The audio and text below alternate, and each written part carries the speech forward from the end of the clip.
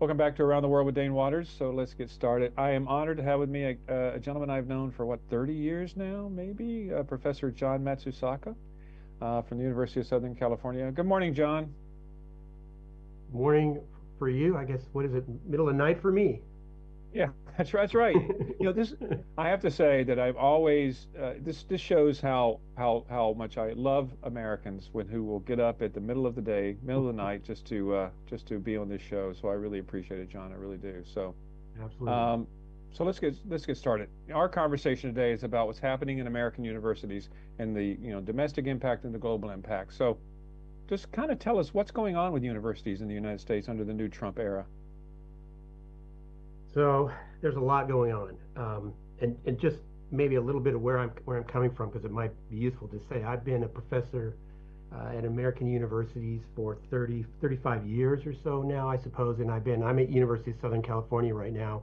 Spent big chunks of time at University of Chicago, at Stanford, at University of Washington, where I went. So I've seen all this terrain as a professor. I've also been administrator of various capacities as well. So I've seen all kinds of different pieces of it. So um, I think I'm pretty well aware of the sort of things that are going on. So I hope I can speak to some of these issues. So there's a lot of things going on. And one of the challenges, I think, as people write about it, is that um, all the things kind of get blurred together in everybody's mind. So let me go down the list. And I know lists can kind of be boring, but I think it's important for people to understand the different things that are going on. The first thing that was going on was the administration said that it wasn't going to fund, it wasn't going to allow what they call illegal DEI programs.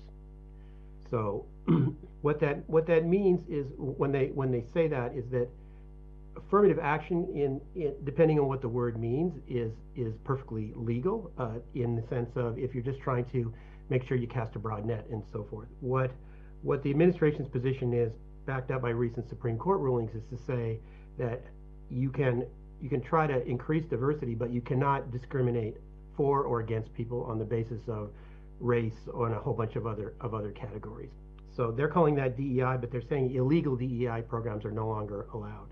So that's the first thing that they said. That was one of the first things that they went out and did. And we can talk about how universities are responding, but let me just go down the list of things they're doing. Um, this is essentially forced universities to either uh, it, the simplest solution, which they've all done, is just change their names or back out of these areas a little bit, or they could try to fight it. They could actually try to fight it in court and say mine's not illegal. But that's number one. That's actually not the probably the biggest one that's most affecting universities. The biggest one that's most affecting universities is purely financial, and that is what's happened is that major research universities in this country over the last, I don't know, 50 years or maybe more post-war period have become heavily dependent on federal funding. Um, uh, Especially, the ones we think of as the most prestigious universities. Johns Hopkins, for example, has, I don't even know what it is, maybe a quarter of their budget or more is coming from the federal government.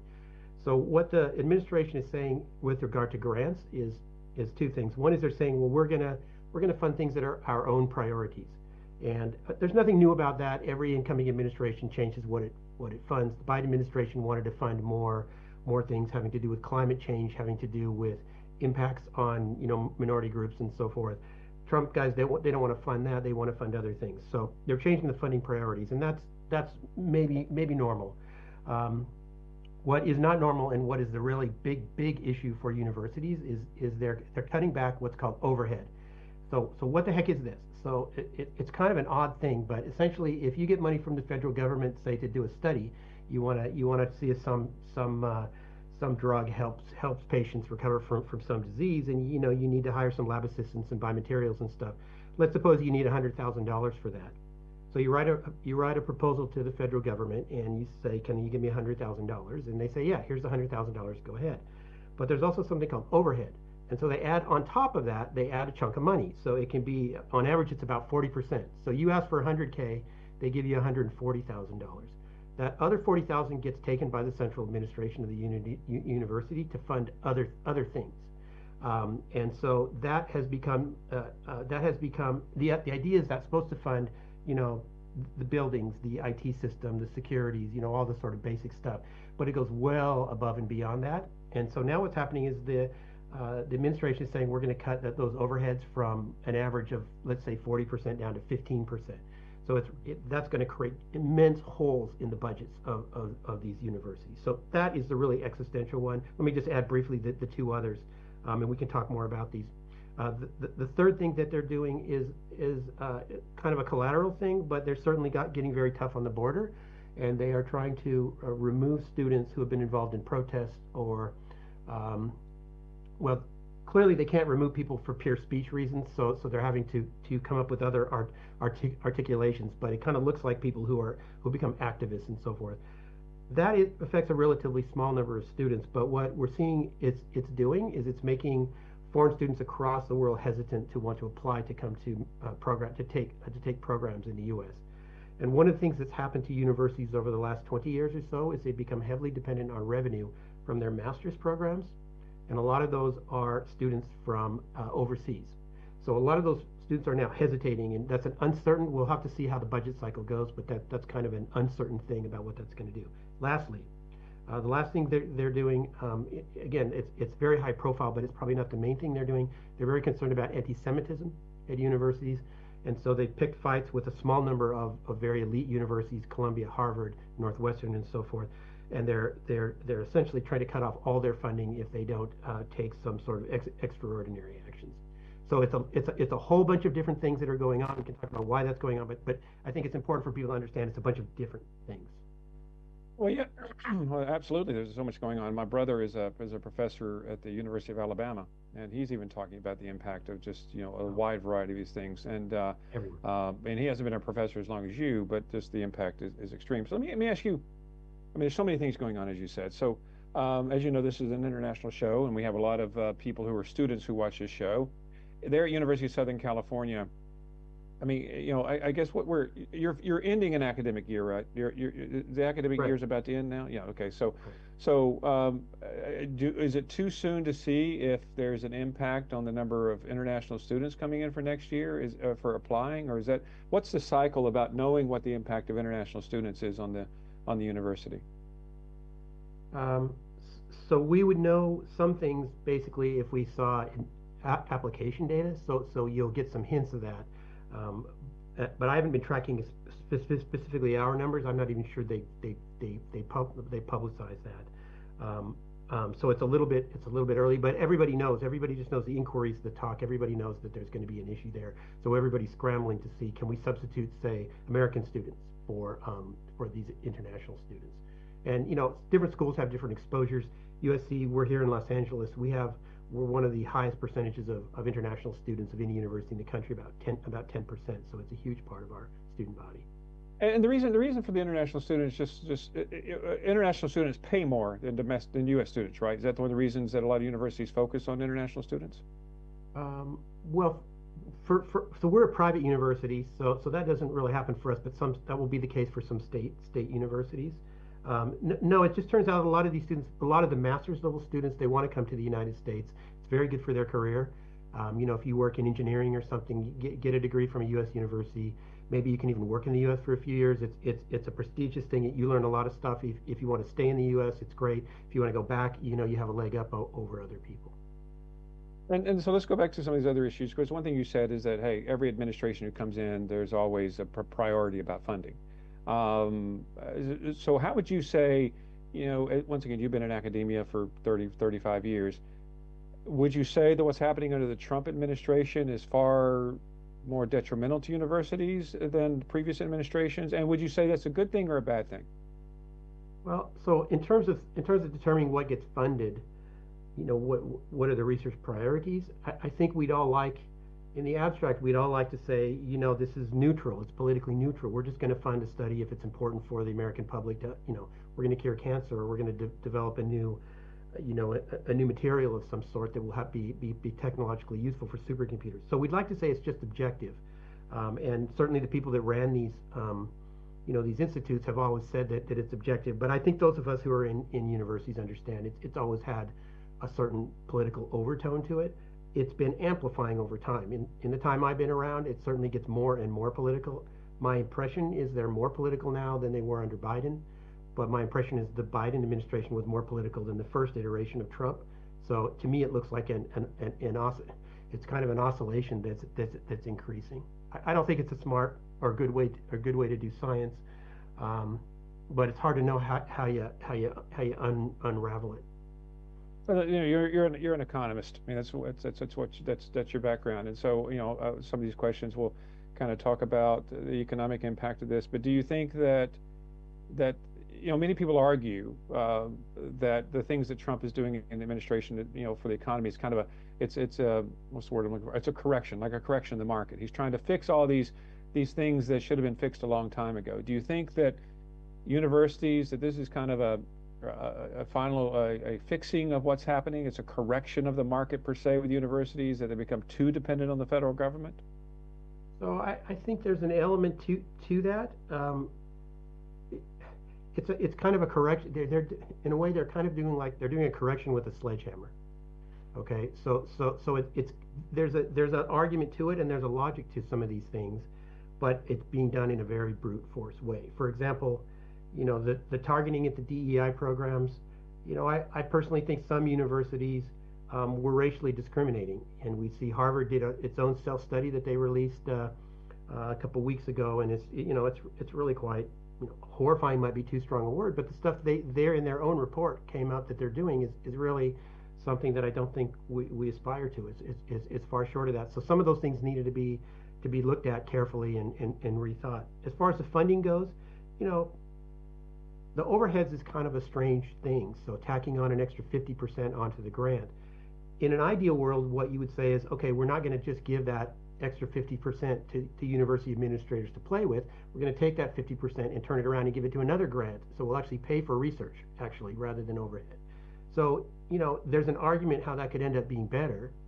But if they just cut the overhead entirely and they just stop funding research, it could be worse. And so that's where, you don't really know because it's so chaotic right now. We don't really know how this is going to shake out.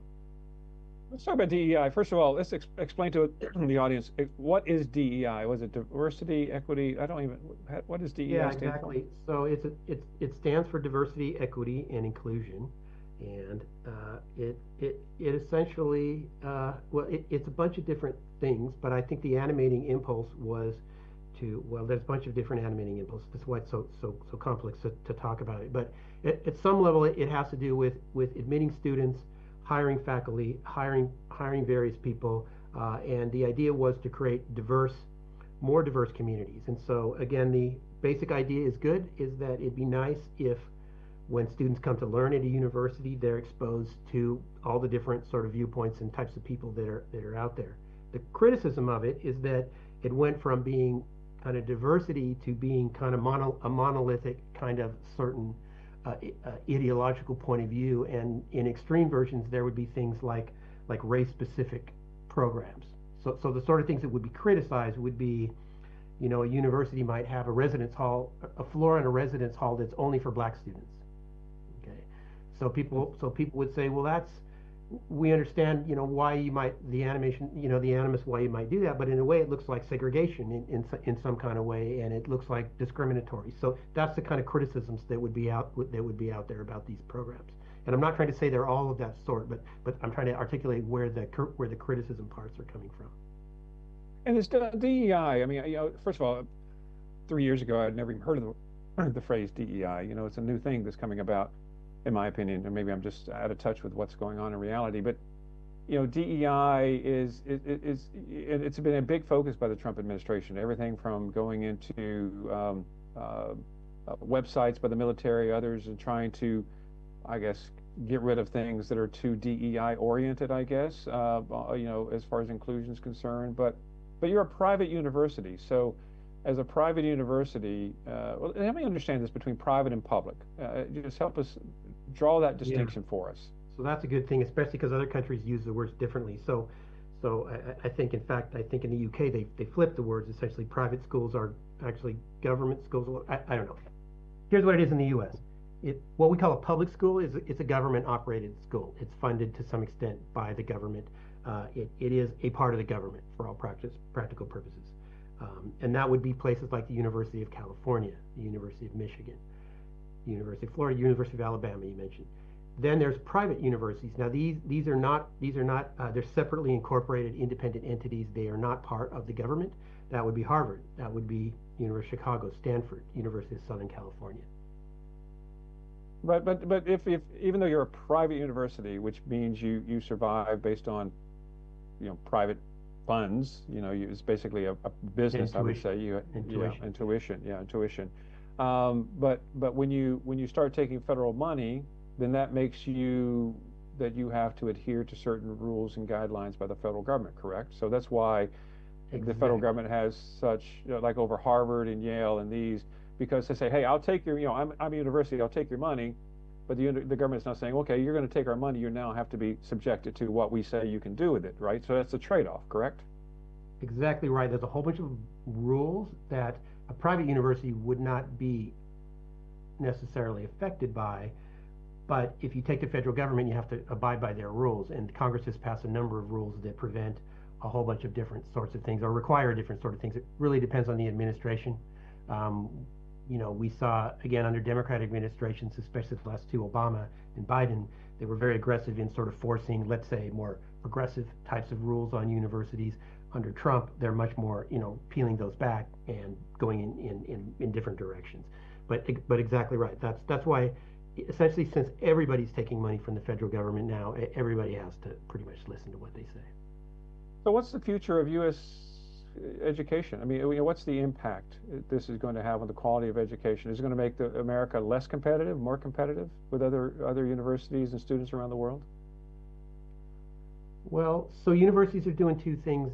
They're doing research, right? They're creating knowledge and they're educating students. So just in terms of the research part, it really depends what happens with the funding. I think if they keep the amount of funding the same, but they just change the way they dole it out, the university should still continue to be highly innovative. That should support things. If Congress cuts the overall funding level, it's unclear. Now it's not clear. As much as I'm in a university and we like to claim, we do all the time, we claim the high value of the research we do, and certainly a lot of it has really high value. There's pieces of it I'm not sure have high value, as a matter of fact. So if you had to cut, the question is, would you cut the high value stuff or the low value cut, and what would the net effect of that be? So that's in terms of our research mission. In terms of our educational mission, which is why students want to come, to learn. I don't I don't think I don't think this will have a big effect on us one way or the other, as far as I can tell. But it's hard to know. There's so much money at stake. You don't really know how it's going to play out. Do you think that, from an international standpoint, especially like, we broadcast in Nigeria, Africa, and around the world. I mean, do you think that this, once again, I guess we have to talk about what we hear in the media. You never hear the full story in the media, right? You don't. You always hear, little snippets.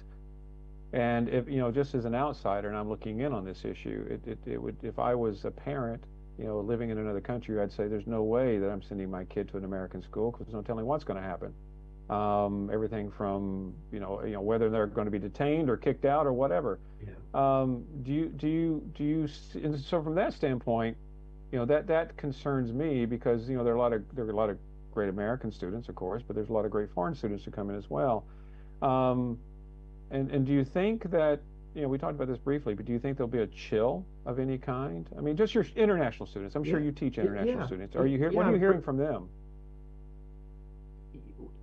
There's so many anecdotal horror stories you hear of somebody, our current students who now get stopped at the border. They're flying. They went to a conference. They're coming back in. They're not activists in any way, but they get taken aside and delayed for an hour. So there's a lot more intense stuff going on that makes this country look unfriendly, to other countries. My own view is that I don't think that's where I think that's temporary. I don't think we're going to do that permanently.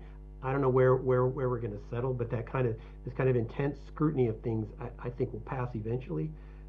Universities play a very long game, right? Harvard's been around for you know longer than the United States government, right? So universities think in terms of decades and centuries, right? So that of course you have to weather the storm for now, but universities plan to be around 100, 200 years from now. So some of these things you have to deal with, um, but at some level you got to roll with them.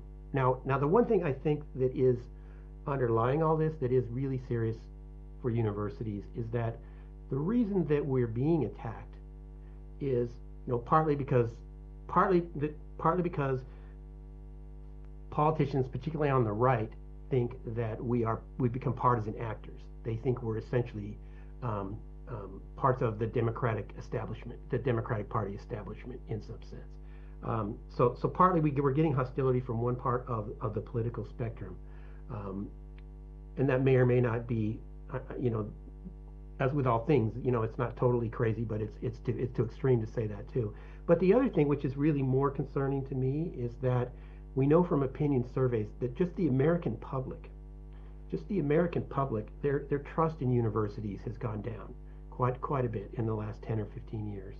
And if you talk to students, if you talk to parents rather, if you talk to parents, what it is that there's now a good chunk of them who don't really trust us to educate their kids because they don't think we're going to teach them stuff. They think we're here to brainwash them to adopt a certain progressive view of the world, and we're not actually teaching them how to go out and be successful citizens and surviving the economy and flourish and stuff like that.